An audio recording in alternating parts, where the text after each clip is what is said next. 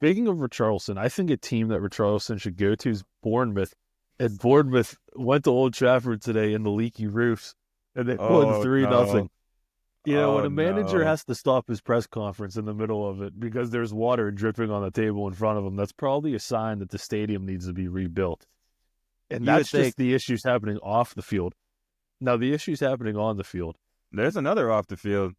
Oh, well, that's your guy. Hey man, Marcus Rashford. I'm sorry, man, but I don't want to say it.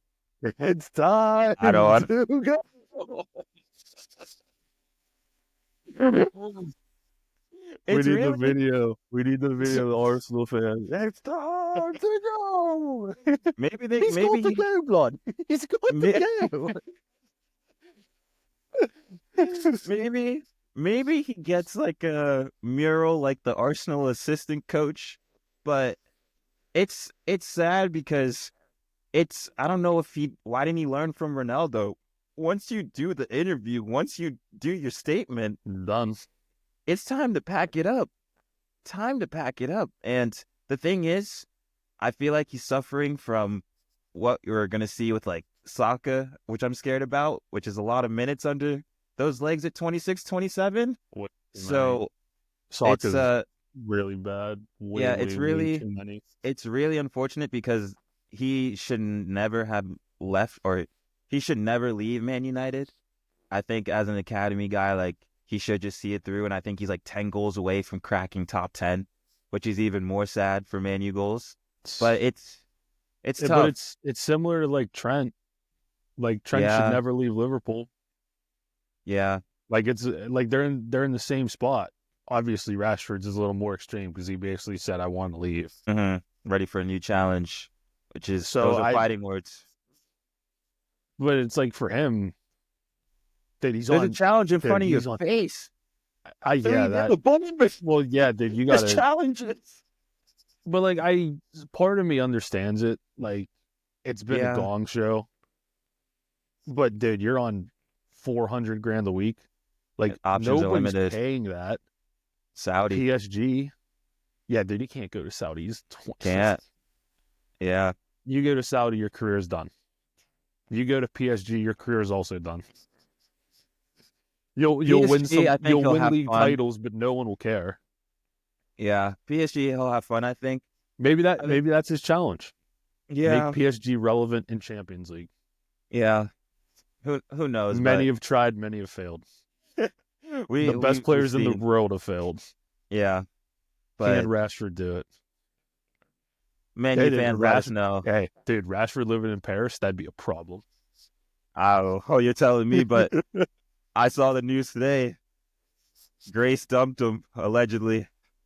Going back to Love Island All Stars. Maybe that's where you should go for holiday, since he's not playing anymore. Find some love, just back off from footy. You just can't have that situation happen. You just can't. Yeah. But let's... Like, there's no reason of doing it in the media. Like, just do it behind closed doors and get it figured out. I agree. But let's Wonder go. His transfer fee would be. It's a weird one. What is he, Because, like, 26, the potential is probably like 80 million, but the reality is probably like 50. No, I think Maybe you'd get less. I think you'd get like a 70, 75 if like PSG offered. Because at the end of the day, like there's still a player in there. Yeah, but it's like why would you even offer it? It's like PSG. He's gonna beg to come here. It's PSG. They don't Like care. United are no situation to tell them to turn down offers. It's like, yeah, go and keep paying them 400 grand a week for not even showing up to training. Yeah, and Ineos is gonna have a word in those transfer fees, and we shall see. But let's move on to on the pitch because there's bigger task at hand, bigger fish to fry here. First I didn't one. see much of it, but Yeah, this was at the same time as the Chelsea game, so I watched like the first half of both, and then I turned my attention to the Man U game. Now, Bournemouth, set piece, United, ninth conceded set piece goal of the season, I think, most in the Prem. See, I don't get it. I really don't get it. Is Amarim just trying to tell them all about the system that they said screw corner kicks, screw free kicks? We're just gonna focus on our system. Why do they keep conceding set pieces? But it's not like I don't even think it's a system. Like I don't think it's so just either. go head the ball. Like defensive set pieces, Xerxes. like is literally just pull your pants up and go head the ball. Now it doesn't help that they have a goalkeeper that on set pieces is relatively useless. Let's be honest. Like what is Onana doing on set pieces? Nothing. He just acts like he gets arrested.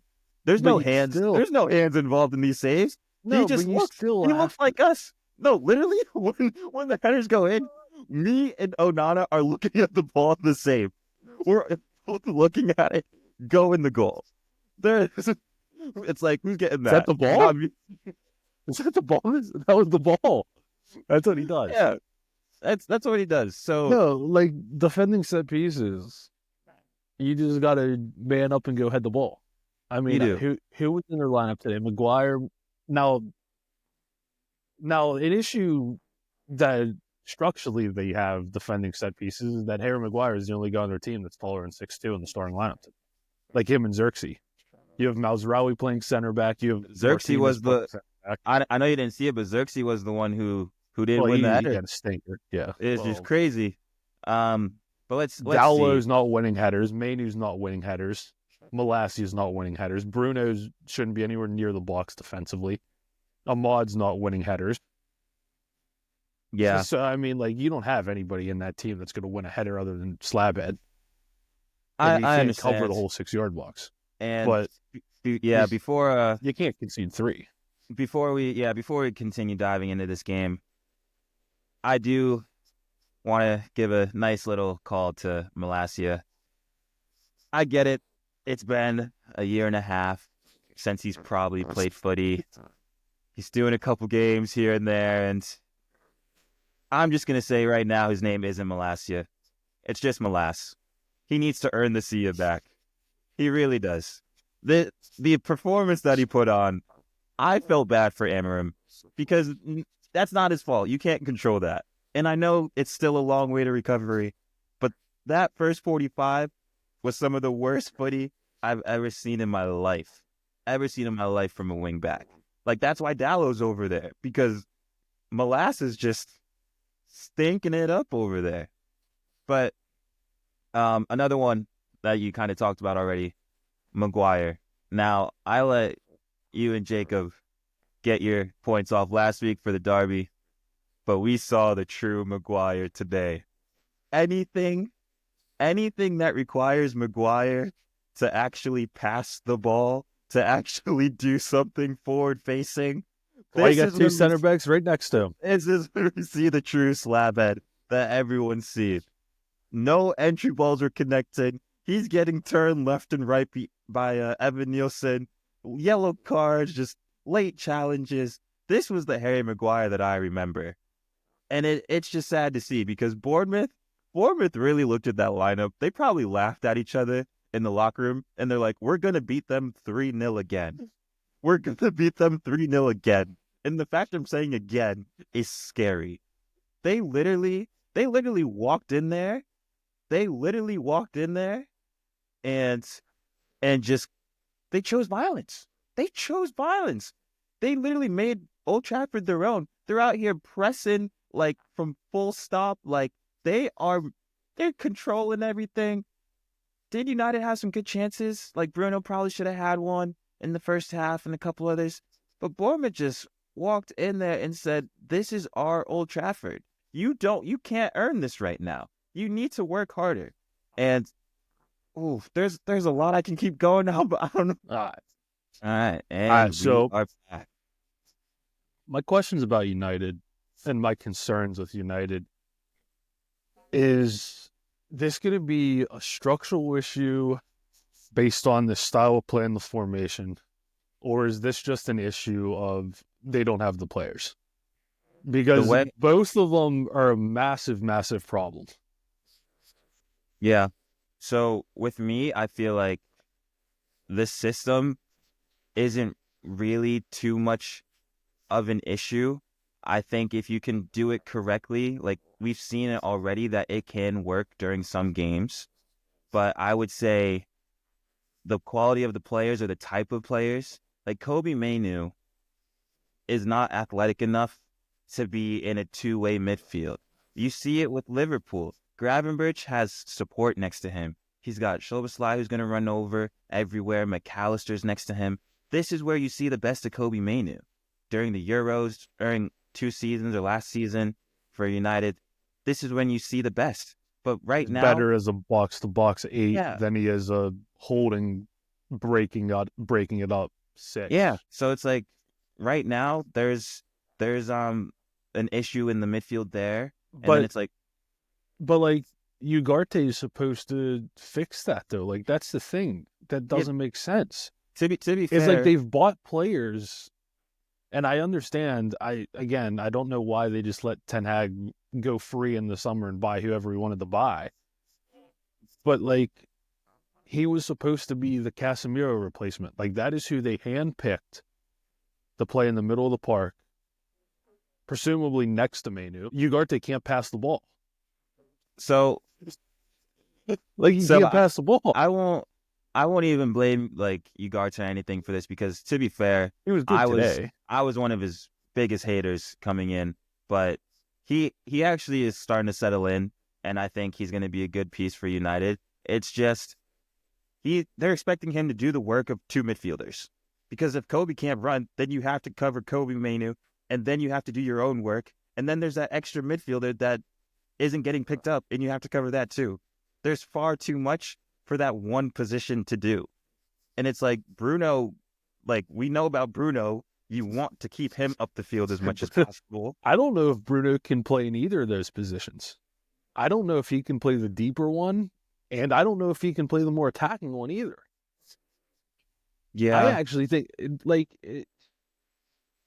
it's just such a weird system. And I know it worked in Portugal, but it's like I just can't get over the fact that none of the teams that needed a manager got him. Like, there's a reason why. Don't want to say he's going to fail, because I actually think he's a really good manager. And I think if you put the right players in the system, it will work. The problem is he probably had better players at Sporting than he does at United. Ooh. Nah. He has a better striker. I won't go that far. I don't even know Sporting's team like that because I don't even know the team like that. It was a little ambitious, but yeah, no, shoot. I appreciate that. Okay, how about this? He had better players to fit the system than he does now. Yeah, but I think that's what you were saying earlier. It took some time to get those players in. For me, during the game today as well, the quality just in the attacking third was shocking. Like if the NBC highlights didn't do like United justice, there was probably like 6 or 7 attempts where people had shots from outside the box and they were hitting Rosie. They were hitting the pipes that were leaking. Like, That's a United staple to just shoot from anywhere.